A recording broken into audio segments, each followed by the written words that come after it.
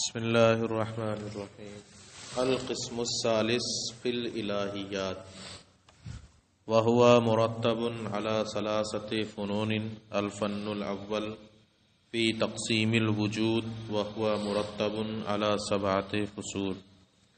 تقسیم میں الف اسی میں ملا دیا ہے شاید نا، تقسیم الوجود جو ہے تقسیمہ ہو گیا ہے، تقسیمہ لوجود، تقاسیمہ ہے، تقاسیمہ لوجود یہی لکھا ہے نا، وہ میم نیچے کو بنا دو، ڈنڈا اوپر نہیں جائے گا، نیچے کو آئے۔ شروع میں یہ بات پڑھی تھی کہ حکمت نظریہ 3 قسم کی ہے، حکمت طبعیہ، حکمت ریاضیہ، حکمت الہیہ۔ فلسفی لوگ حکمت ریاضیہ سے بحث نہیں کرتے، اور مصنف نے بھی اس کو چھوڑ دیا ہے، اور اس کے علاوہ انہوں نے اپنی کتاب کو 3 اقسام پر مرتب کیا۔ پہلی قسم منطق، دوسری طبعیات، تیسری الہیات۔ 2 قسموں سے فارغ ہونے کے بعد تیسری قسم کو یہاں شروع کیا، حکمت الہیہ۔ حکمت الہیہ کا معنی ہے ان موجودات کے احوال کو جاننا جو اپنے وجود خارجی اور وجود ذہنی میں مادے کے محتاج نہ ہو، خواہ وہ بغیر احتیاج کے مادے سے مقارن ہوتے ہوں یا مادے سے مقارنت بالکل ہی نہ ہو۔ یہ حکمت الہیہ، وجود ذہنی اور خارجی میں مادے کے محتاج نہ۔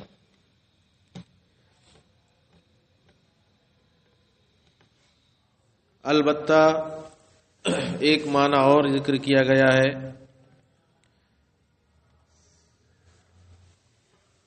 کہ جو ان احوال کو جاننا جو دونوں وجود میں سے کسی میں بھی مادے کے محتاج نہ ہو اور نہ ہی کبھی مادے سے مقارن ہوتے ہوں۔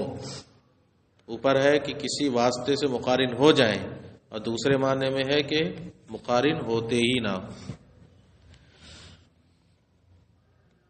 پہلا والا معنی یہاں پر مراد ہے، اسی میں بحث ہو۔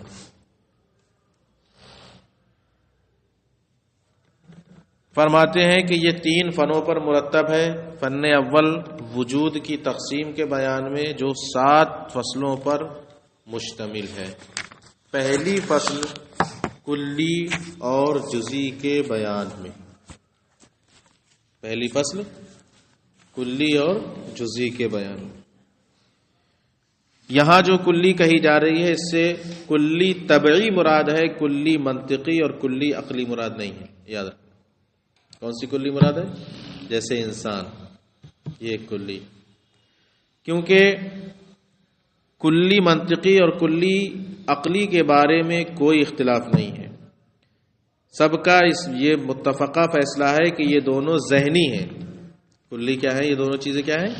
ذہنی ہے، خارج میں ان کا کوئی تحقق اور وجود نہیں ہوتا۔ مسئلہ کلی طبعی کا یعنی انسان کے بارے میں ہے کہ اس کا وجود خارج میں ہوگا یا نہیں۔ انسان کا افراد مت دیکھنا ہم سب انسان خارج میں موجود ہیں، یہ تو ہم الگ الگ مشخص ہو گئے۔ انسان جو ایک کلی طبعی ہے اس کا وجود خارج میں ہوگا کہ نہیں ہوگا، اس بارے میں اختلاف ہے۔ کچھ کہتے ہیں ہوگا اور کچھ کہتے ہیں نہیں ہوگا۔ وجود ذہنی تو ہے، البتہ وجود خارجی نہیں۔ یہی مصنف کا بھی اختیار کردہ مذہب، خارجی وجود نہیں انسان کا، ذات انسان کا۔ ہم لوگ افراد انسان ہے، ذات انسان کا، ٹھیک ہے۔ انسان جو ایک طبعی کلی ہے اس کا وجود خارج میں نہیں۔ اس کے بارے میں مصنف کا بھی مذہب یہ ہے کہ خارج میں اس کا وجود نہیں۔ پہلے کچھ عبارت پڑھ لی جائے۔ فصل فی الکلی والجزئی، یہ فصل کلی اور جزئی کے بیان میں۔ اما الکلی فلیس واحدا بالعدد وإلا لكان الشيء الواحد بالعدد بعينه موصوفا بالأعراض المتضادة مثل كونه أسود وأبيض ھذا خلف بل ہوا معنی معقول فی النفس مطابق لکل واحد من جزئیاتہ فی الخارج. اب سنو ہے کیا یہ؟ کہتے ہیں کہ کلی طبعی واحد بھی شخص نہیں ہو سکتی، مشخص نہیں ہو سکتی. کلی طبعی جو ہے وہ مشخص کیوں؟ اس لیے کہ خارج میں جو چیز موجود ہوگی، خارج میں جو موجود ہوگی وہ مشخص اور متعین ہوگی. ہم سب مشخص اور کیا ہے؟ متعین ہے.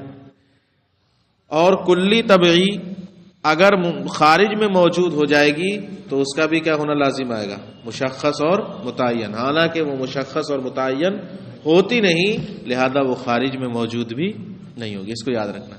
کلی طبعی خارج میں موجود نہیں ہوگی کیونکہ خارج میں جو چیز پائی جاتی ہے وہ مشخص اور متعین ہوتی ہے، اور کلی طبعی مشخص اور متعین نہیں ہوتی، لہذا وہ خارج میں موجود بھی نہیں ہوگی. اتنا تو یاد رکھنا.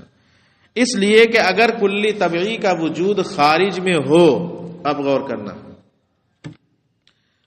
تو خارج میں متعین اور متشخص ہوگی. خارج میں اگر اس کا وجود مان لیا جائے تو کیا ہوگی؟ مشخص اور متعین ہوگی. اور پھر وہ کلی ہے. کلی ہے کہ نہیں؟ یعنی اس کا اطلاق یعنی کثیر کے درمیان مشترک ہوگی کہ نہیں مشترک ہوگی؟ کثیرین کے درمیان بھی مشترک ہوگی. اب ان کثیرین میں کوئی ابیض ہے، کوئی اسود ہے، کوئی احمر ہے، کوئی اصفر ہے. تو اگر کلی طبعی کا وجود خارج میں ہوگا تو متعین اور مشخص ہوگی. ایک تو یہ بات. پھر وہ کثیرین کے درمیان مشترک ہے. کثیرین میں ہر طرح کے ہیں، تو ایک ہی جو پایا جا رہا ہے وہ اسود بھی ہونا چاہیے، ابیض بھی ہونا چاہیے، اصفر بھی ہونا چاہیے، ازرق بھی ہونا چاہیے. سب کے درمیان کیا ہوگا؟ مشترک ہو جائے گا کہ نہیں ہو جائے گا؟ ایسا ہو سکتا ہے کہ ایک ہی چیز کالی بھی ہو، گوری بھی ہو، پیلی بھی ہو، ہری بھی ہو، لال بھی ہو سکتا ہے؟ نہیں، ایسا نہیں ہو سکتا. اس لیے ماننا پڑے گا کہ خارج میں وجود ہی نہیں ہوگا اس کا. سمجھ میں آ گیا نا؟ اس لیے کہ اگر خارج میں موجود ہوگی تو اب خارج میں جب موجود ہوگی تو وہ کلی ہے. کلی ہونے کی وجہ سے بہت سے افراد کے درمیان، بہت سی چیزوں کے درمیان کیا رہے گی؟ مشترک رہے گی. اور بہت سی جو چیزیں ہیں وہ اسود، ابیض، ازرق ہر طرح کی ہیں کہ نہیں، تو اس کا بھی کیا ہونا لازم آئے گا؟ یہ سب کے ساتھ مشترک ہونا لازم آئے گا کہ نہیں لازم آئے گا؟ اور یہ کیا ہے؟ خلاف مفروض. ایسا ہو ہی نہیں سکتا، محال ہے. اور جو چیز مستلزم محال ہو وہ خود بھی کیا ہوتی ہے؟ محال ہوتی ہے. لہذا خارج میں اس کا وجود نہیں ہو سکتا. تو پھر ہے کیا؟ کہتے ہیں کہ وہ ایک معنی معقول ہے. کیا ہے؟ ایک ایسا معنی ہے جس کا ادراک نفس میں ہوگا. جس کا ادراک کہاں ہوگا؟ نفس میں ہوگا. اور یہ معنی ایسا ہوگا کہ اب ان جزیات اور افراد جو کہ خارج میں پائے جاتے ہیں، اس کے جو افراد اور جزیات خارج میں پائے جاتے ہیں، تو یہ معنی ایسا ہے جو نفس میں ہے، وہ ان سے اس طور پر مطابق ہو جائے گا خارج میں پائے جانے کے والے کے، کہ جس سے بھی وہ مطابق ہو جائے تو کہیں گے کہ اب یہی انسان ہے. کیا ہے یہ؟ اب یہی. مثلا زید، بکر، خالد، یہ بہت سے افراد ہیں. یہ انسان کے افراد ہیں خارج میں. یہ انسان کے کیا ہیں؟ خارج میں افراد ہیں. اب انسان کا یہی معنی جو ہم نے جس کا ادراک کیا نفس میں ہے، اس کے ساتھ لگا دیا تو ہم کہیں گے یہ انسان ہے. ان کے ساتھ لگایا یہ انسان ہے. ان کے ساتھ لگایا یہ انسان ہے. تو جو نفس میں حاصل ہوا تھا وہ اپنی افراد میں سے جس فرد کے ساتھ بھی لگایا جائے تو بعینہ ہی وہ فرد اور نفس والا معنی کیا ہو جائے گا؟ ایک ہی ہو جائے گا کہ نہیں ہو جائے گا؟ یہ انسان ہے تو ایک فرد تھا، یہ انسان اس کے ساتھ لگا، یہ متعین اور مشخص ہو گیا کہ نہیں ہو گیا؟ تو جو معنی حاصل ہوا وہ معنی جس بھی فرد کے ساتھ لگا دیا جائے تو دونوں کیا ہو جائیں گے؟ ایک ہی ہو جائیں گے. یہی بتا رہے ہیں. دیکھو، کلی یہ واحد بالعدد نہیں، یعنی واحد بالشخص نہیں، مشخص نہیں.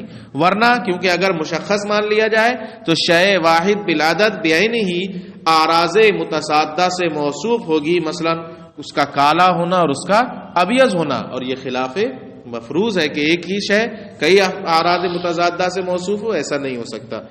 بل ہوا معنی معقول فی النفس، بلکہ وہ ایک معنی ہے جو نفس میں معقول ہے. مطابق لکل واحد من جزئیاتہ فی الخارج، اور خارج میں اپنے پائے جانے والے ہر جزئی کے کیا ہے؟ مطابق ہے، ہر جزئیات میں سے پائے جانے والے ہر فرد کے کیا ہے وہ بالکل مطابق ہے.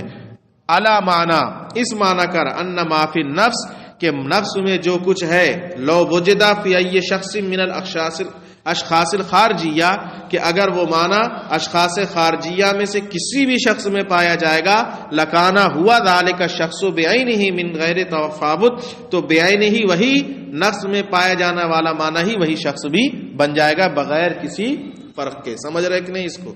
نفس ہم نے انسان کا یہاں تصور کیا، عقل میں ادراک کیا، اب اس کے افراد جتنے پائے جا رہے ہیں ان میں سے کسی کے ساتھ بھی آپ کہیں یہ انسان ہے تو وہ معنی اور یہ فرد بعینہ ہی دونوں بغیر کسی فرق کے ایک ہی چیز ہوگی کہ نہیں چیز. اسی کو انسان ہی تو کہیں گے، گھوڑا انسان کو تو نہیں کہیں، گھوڑا ہی کہیں گے کہ انسان کہیں گے، انسان ہی کہیں گے. تو یہ حاصل ہونے والا معنی جس فرد کے ساتھ بھی اس کے لگا دیں گے تو بعینہ ہی وہ معنی اور وہ اس کا فرد کیا ہو جائیں گے، دونوں ایک ہی چیز ہو جائیں. تو جب انسان محض انسان ہے تو جتنے بھی ہیں وہ صرف انسانیت کے اعتبار سے رہیں گے. مثال کے طور پر ہم نے زید کو دیکھا اور پھر تمام تشخصات سے خالی کر لیا، گورا ہے، کالا ہے، یہ اس کا نام ہے، کچھ نہیں، صرف اور صرف اس حیثیت سے دیکھا کہ یہ انسان ہے. کیا ہے؟ انسان ہے. کچھ نہیں، نہ زید نہ گورا کالا، کوئی بھی ایسی چیز جو اس کو دوسرے سے ممتاز کرتی ہو، اس کو متشخص کرتی ہو، ان سب چیزوں سے الگ کر لیا تو کیا کہیں گے؟ اس کو بھی الگ کر لیا، اس کو بھی کیا کہیں گے؟ اس کو کیا کہیں گے؟ سب چیزوں سے الگ کر لیا جائے تو ساری دنیا کیا ہے؟ انسان ہے کہ نہیں انسان ہے نہیں؟ تو ان کے تشخصات سے جب بالکل الگ کر لیا جائے تو جو معنی اس سے حاصل ہوگا وہی معنی اس سے بھی حاصل ہوگا، وہی اس سے بھی حاصل ہوگا، وہی اس سے بھی حاصل ہوگا. مثال کے طور پر اشرفیہ کی ایک مہر بنوا لی جائے. کیا ہے؟ ایک مہر اشرفیہ کے نام کی الجامعۃ الاشرفیہ بنوائی جائے اور وہ 10 مہریں ہوں، 10 ہوں یا 20 ہوں، 100 ہوں، سب پہ وہی لکھا ہوا ہے، لگائی، کیا حاصل ہو رہا ہے؟ وہی الجامعۃ الاشرفیہ. دوسری اٹھائی، وہ لگائی، کیا حاصل ہو رہا ہے؟ وہی الجامعۃ. 100 لگاتے چلے جاؤ جس پہ سب پہ یہی لکھا ہوا ہے تو کیا لکھ کر آئے گا؟ کون سا نقش حاصل ہوگا؟ وہی نا. تو یہ سارے کے سارے جتنے ہیں ان کو سارے تشخصات سے الگ کر دیا جائے تو کیا ہے؟ سب کے سب. لیکن اگر کوئی تشخص آ جائے جزئی طور پر تو وہ ایک الگ چیز ہو جائے گی. الجامعۃ الاشرفیہ کی ایک ہی مہر میں آپ نے لگا دیا الجامعۃ الاشرفیہ مبارک پور اعظم گڑھ، بڑھ گیا کہ نہیں بڑھ گیا؟ ایک مہر، اس سے دوسری چیز حاصل ہو گئی کہ نہیں دوسری چیز حاصل ہو گئی؟ تو اسی طرح اب کسی بھی فرد کے ساتھ آپ نے اس کو کہہ دیا کہ یہ وہ ہے، نام رکھ دیا، تشخص آ گیا. کوئی کلر متعین کر دیا، تشخص آ گیا. عالم ہونا اس کے ساتھ لگا دیا، تشخص آ گیا. حافظ ہونا لگا دیا گیا، تشخص آ گیا. اب ایک دوسرے سے کیا ہوتے چلے جائیں گے؟ ممتاز ہوتے چلے جائیں گے. اس سے یہ بھی پتہ لگ گیا کہ جزئی کا جو معنی ہے، جزئی ایک دوسرے سے الگ الگ ممتاز جو ہو رہے ہیں، یہ کلی کے معنی سے زائد ایک الگ چیز ہے. کلی ہونے میں تو سب کے سب کیا تھے؟ انسان تھے، سب انسان تھے. اب یہ جو الگ الگ ہو رہا ہے، یہ وہ ہے، یہ وہ ہے، یہ وہ ہے، یہ کلی سے ایک زائد معنی ہے جو اس کو مشخص کر رہا ہے اور ایک دوسرے کو کیا کر رہا ہے؟ الگ الگ کر رہا ہے. سمجھ میں آگے بات؟ ٹھیک ہے کہ وہ اس کے اشخاص خارجیہ میں سے کسی بھی فرد میں اگر وہ معنی پایا جائے یعنی انسان، لکانا ہوا ذالک الشخص بعینہ من غیر تفاوت اصلا تو بعینہ وہی شخص وہی انسان ہوگا بغیر کسی تفاوت کے. واما الجزئی اور رہا جزئی فانما یتعین بمشخصاته الزائدۃ علی التبعیت تو یہ اپنے ان مشخصات سے متعین ہو جاتا ہے دو کلی طبعی پر کیا ہیں؟ زائد ہیں. اب الگ الگ جب ہم ہو گئے تو جزئی ہو گئے. میں جنید ہو گیا، آپ یہ ہو گئے، آپ یہ ہو گئے. اب جزئی ہوتے چلے جا رہے ہیں، اپنے اپنے تشخصات کے ذریعے سب کے سب جزئی ہیں. لیکن جب تک انسان ہے کچھ نہیں ہے، سب کے سب کیا رہیں گے؟ کلی طبعی میں رہیں گے کہ نہیں رہیں گے؟ لأن کل طبعی کلی من حیث ہوا کلی فإن النفس تصورہ غیر مانع من الشرکۃ بین کثیرین. اب یہ دلیل دے رہے ہیں اس بات کی کہ جزئی کلی تشخص جو ہے یہ کلی پر ایک زائد چیز ہے، کلی طبعی سے ایک زائد چیز ہے جس کی وجہ سے سب کیا ہو رہے ہیں؟ متعین ہو رہے ہیں. اس کی دلیل کیا ہے؟ کہتے ہیں دلیل یہ ہے کہ کلی کا نفس تصور یعنی کلی من حیث و کلی یہ کثیرین کے درمیان کیا ہوگی؟ مشترک ہوگی. اور جزئی من حیث جزئی یہ کثیرین کے درمیان مشترک نہیں ہوگی، یعنی اس کا اطلاق کثیرین پر ہوگا اور اس کا اطلاق کثیرین پر نہیں ہوگا. لہذا اس سے صاف پتہ لگ رہا ہے کہ جزئی کے جو تشخصات ہیں وہ کلیات سے کیا ہیں؟ الگ ہیں، وہ ایک زائد چیز ہے.